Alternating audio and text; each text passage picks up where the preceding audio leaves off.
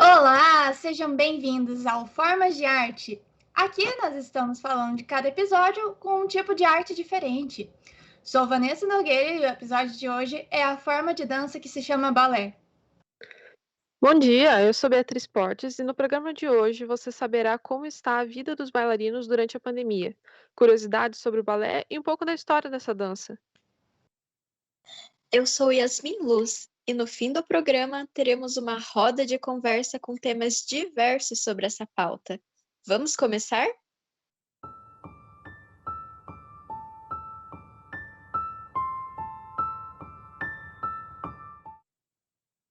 O balé em si é uma dança muito complexa.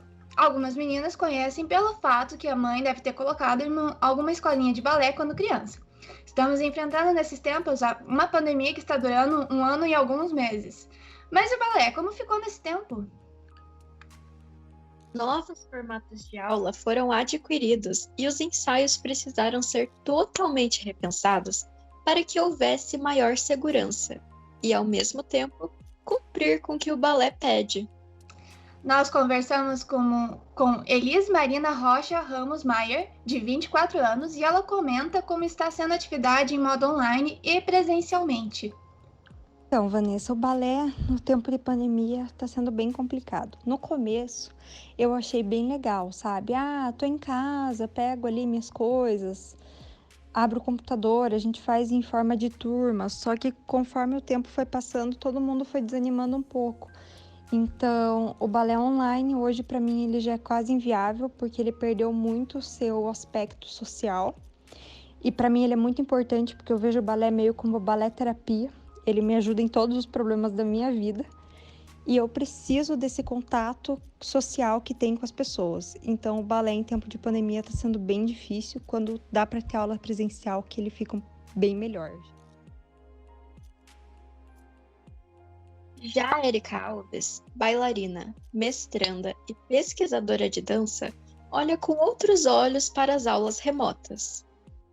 A princípio, para mim, eu não tenho tido muita dificuldade, porque para mim tem sido muito frutífero esse momento, porque eu gravei uma videodança inteira pelo Zoom com eles. A gente está trabalhando vários aspectos da videodança, como plano, take, e como a gente pode usar isso para construir outras composições coreográficas videodançantes, podemos dizer assim. Eu, enquanto professora, estou sentindo que é uma forma da gente repensar os nossos modos de fazer, assim, sabe? E isso é bom, porque daí estimula a gente a repensar nossas práticas, as nossas metodologias, ajuda a gente a ser mais criativo e arrojado nas formas de lecionar, que não fiquem presas aos métodos antigos, assim. E isso é bem interessante. Recentemente, as escolas foram autorizadas a voltar com suas aulas presenciais. E as academias de dança também estão inclusas, mas mesmo assim as medidas protetivas ainda devem se fazer presente. O uso de máscara durante toda a aula e ambiente, distanciamento entre os bailarinos, contato mínimo entre as pessoas e higienização de todos os equipamentos utilizados são as normas estabelecidas pela Prefeitura de Curitiba para que as aulas pudessem ser retomadas. Vale ressaltar que as aulas online de balé ainda são ofertadas mesmo com a opção presencial, pois a pandemia ainda não acabou. Mas a má conexão com a internet, a necessidade de correção mais direta e improvisar uma barra e espaços adequados em casa são obstáculos ainda sentidos por diversos alunos. O que fica mais questionamento é analisar os dois lados da moeda. As aulas virtuais serem eficazes ou não. Muito interessante, Vanessa. Agora vamos para o próximo quadro.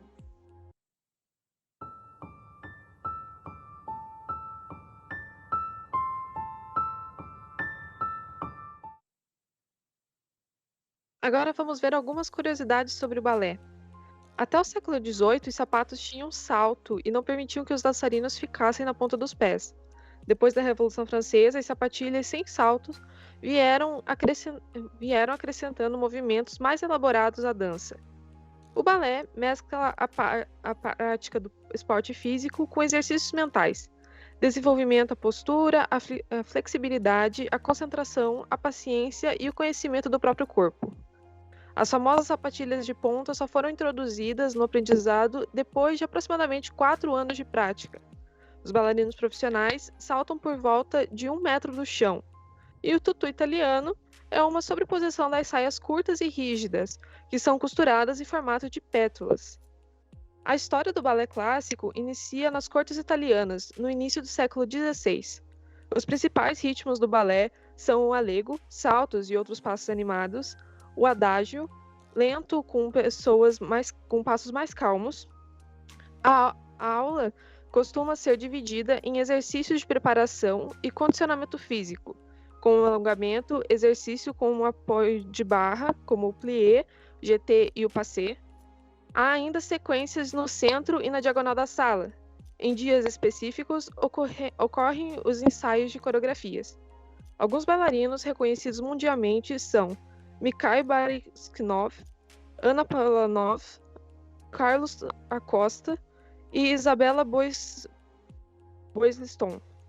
Dentre as principais escolas de balé estão a Ballet Bolshoi, na Rússia e no Brasil, Royal Ballet School, na Inglaterra, American Ballet Theatre, nos Estados Unidos, e Ballet Vaganova, na Rússia, e a Ópera de Paris. Os brasileiros Ana Botafogo, Cecília Kirsch, Toshi, e também são conhecidos internacionalmente.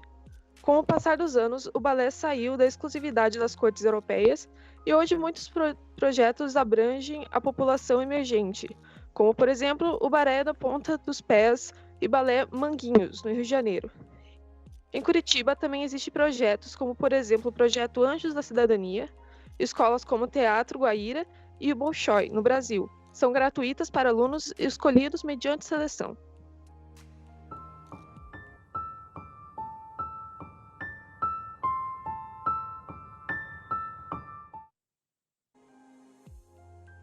Bem-vindo à nossa roda de conversa.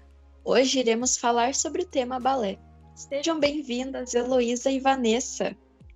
Bom dia, Yasmin. Isso mesmo. Eu e a Heloísa vamos conversar um pouco sobre alimentação, alguns tabus do balé, como peso e idade e outros temas importantes também. Seja bem-vinda, Heloísa. Obrigada, Vanessa. Bom dia, Vanessa. Bom dia, Yasmin. Bom dia a você que nos escuta. Muito obrigada pelo convite. O primeiro assunto que iremos debater é sobre a alimentação. Então, a alimentação das bailarinas, na verdade, não é muito forçado. A gente sabe que as bailarinas fazem exercício em si, elas precisam ter uma dieta um pouco mais forte, lógico. Então, elas precisam comer, além de nutrientes importantes, por exemplo, o macarrão é bem importante para a gente comer, porque a gente pega também os carboidratos. A gente pode também comer aquelas barrinhas de cereais enquanto a gente está fazendo aula, apresentações, quando dá aquela ansiedade. É importante a gente não comer tanto para a gente não passar mal depois. Não sei como que é para você, Heloísa. Você tem alguma dica de outra alimentação? Então, Vanessa, concordo com tudo que você falou. E acho que é esse aí o de sempre, né? Comer coisas leves. Eu gosto muito de barrinha de cereal, barrinha de proteína. Fruta também é uma boa opção, é bem fácil, né? É leve para antes e depois de dançar. E acho que é isso também, é bem importante suprir todas essas necessidades calóricas, porque o balé, ele tem uma atividade, ele é uma atividade de alto gasto calórico, né? Isso é verdade. Também é importante comer bem no dia a dia. Por exemplo, a gente tem que ter proteína, a gente tem que gastar calorias sempre. Mas é exatamente isso que é basicamente um exercício que a gente faz. Verdade, Vanessa. Eu acho bem importante comer bem, né? Tem muita gente que pensa que bailarina tem problema alimentar, mas não, viu? Claro que acontece, mas não é uma exclusividade dos bailarinos. Tem um estudo da Universidade de Pittsburgh de 2006 que concluiu que, em média, 6% dos bailarinos tinham transtornos alimentares. É um número alto, né? 6%. Mas não é nem perto dos 80%, 100% que vivem generalizando. E fora do balé também acontecem esses casos, né? Mas é por isso que é bem importante prestar atenção na alimentação, ter uma alimentação balanceada. Isso é verdade. Isso é as bailarinas sempre querem ficar mais magras, e isso já entra em outra pauta que a gente vai falar. Por exemplo, a gente pode pensar no peso. A maioria das vezes, quando a gente pensa em bailarinas, a gente pensa assim: pessoas que são mais gordinhas, mais acima do peso, elas não podem fazer balé. Mas não é exatamente isso. Por exemplo, a gente pode citar aqui no Brasil que isso não é um padrão de verdade, não é mesmo? Você sabe mais algum tabu assim, Heloísa? Como é a questão de idade, da flexibilidade? Claro, Vanessa, tem muito isso, né? Eu danço balé desde os 2 anos, agora vai fechar 17 anos, então a vida toda dançando. E agora tem, acho que 1 ano e meio que eu comecei a dar aula, né? E tem muito isso, tem muita gente que pergunta se o peso atrapalha, se a idade atrapalha, A se a altura flexibilidade também. atrapalha. E não, sabe? Tipo, o balé é para todo mundo. Você pode alcançar as coisas com o tempo. Tipo, a flexibilidade é uma coisa que tem gente que tem mais facilidade com isso, mas você precisa praticar, né? E o peso e a idade também não são mais nenhum empecilho para as pessoas que querem dançar. Olha, isso é verdade. Eu lembro que quando eu era criança, eu tinha um pouco mais de flexibilidade, mas as minhas amiguinhas, por exemplo, não tinham flexibilidade nenhuma. Mas sobre a idade em si, por exemplo, uma pessoa de 40 anos pode começar a fazer balé sem problema nenhum. Pessoa de 30 anos, se ela quiser ser bailarina profissional, isso já está começando a mudar o balé em si. A gente não pode pensar que em caixas, em nichos, que o balé é desse jeito e a gente tem que seguir ele para sempre. Não, tá mudando, o mundo muda e é sempre essas coisas. Concordo, Vanessa. E apesar dos desafios que as pessoas colocam e os desafios que tem, como qualquer outra atividade, é muito recompensador o balé, né? Olha, isso eu concordo mesmo. Mas vamos mudar agora o assunto. Por acaso, você já sofreu alguma lesão causada por balé? Porque assim, a minha tia fazia balé antigamente e ela sofreu uma lesão no meio das pernas, por exemplo, na parte interior da coxa. E ela acabou sendo impossível fazer o balé para ela.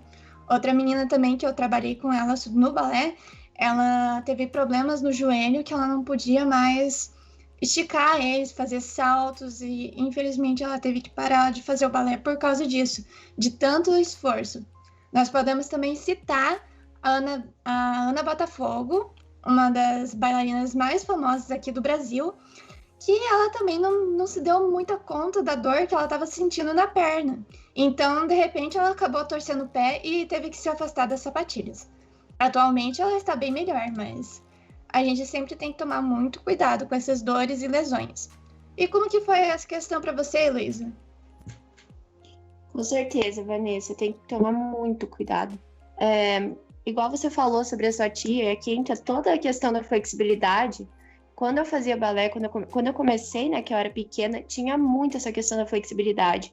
E teve uma professora que ela fez um exercício horrível, gente. Nenhuma professora faria isso.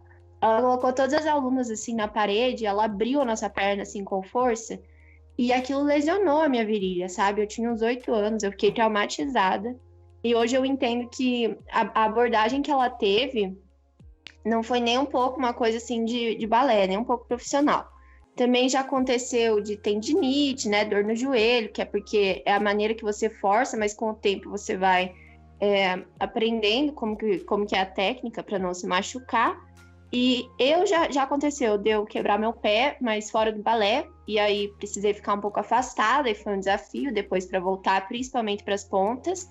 E trazendo um exemplo de força de família, igual você trouxe sobre a sua tia, a minha irmã uma vez fraturou o pé durante a aula e continuou dançando, sabe? Porque achou que era normal aquela dor. Mas depois, quando esfriou o corpo, ela viu que não era normal. Então, por isso é importante a gente saber dos nossos limites também, né?